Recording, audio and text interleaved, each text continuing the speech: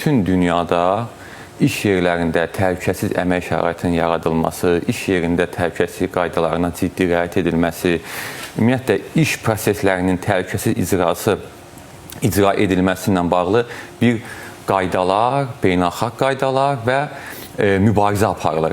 Baxın, dünyada hər il 350 milyondan çox iş yerində qəza hadisəsi baş verir. 160 milyondan çox insan peşə xəstəliyinə məruz qalır. Hər il dünyada 2,5 milyondan çox insan iş yerində qəza nəticəsində həyatını itirir.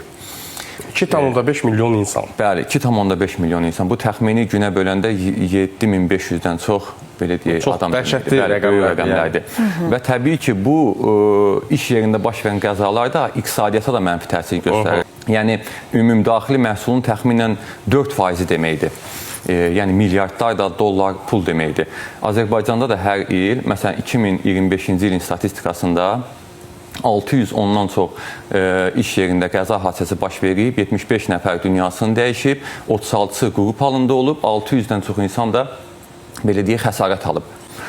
İndi görün nə qədər bu ciddi məsələ. Mən hətta paralel müqayisə aparsaq, hər il dünyada yol nəqliyyat hadisələrində 1 milyondan çox insan həyatını itirir, 17 milyondan çox insan xəsarət alır.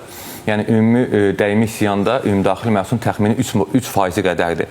İndi görün, iş yerində təhlükəsizlik qaydaları nə qədər ciddi, nə qədər önəmlidir.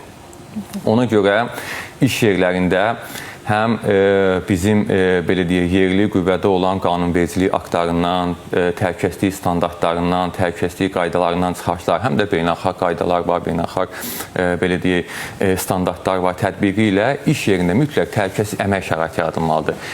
İşlərin görülməsi zamanı əgər hər hansı bir təhlükə riski varsa, o iş dayandırılır, təmən təhlükə riskləri aradan qaldırılır, ondan sonra o proseslər həyata keçirilir. Baxın, buna sətəm deyirlər. Bəli. Məsələn, sətəm sağlamlıq, əməyin mühafizəsi və ətraf mühitin mühafizəsi.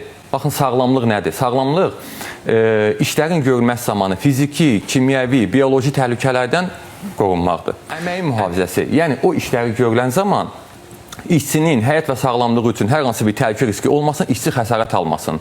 Ətraf mühitin mühafizəsi isə işlərin, proseslərin görülməsi zamanı su, hava, torpaq, yəni çirklənməsinin qarşısının alınması. Görün, nə qədər geniş bir, belə deyək, sahəni əhatə eləyir. Bəli. Həm işçinin təhlükəsizliyi, həm iş yerinin təhlükəsizliyi, həm işin keyfiyyəti, həm də ətraf mühitin mühafizəsi. Yəni, işlərin görülməsi zamanı ətraf mühitə də, ekologiyaya da, flora faunaya da heç bir zərər gəlməsin. Təbiətdə də təhlükəsizliyin nəzərə alınmalıdır. Bəli, iş yerində təhlükəsizlik qaydaları, təhlükəsizliyin təmin olunması dedikdə burada həm işə götürən tərəfin, həm də işçinin üzərinə məsuliyyət düşür.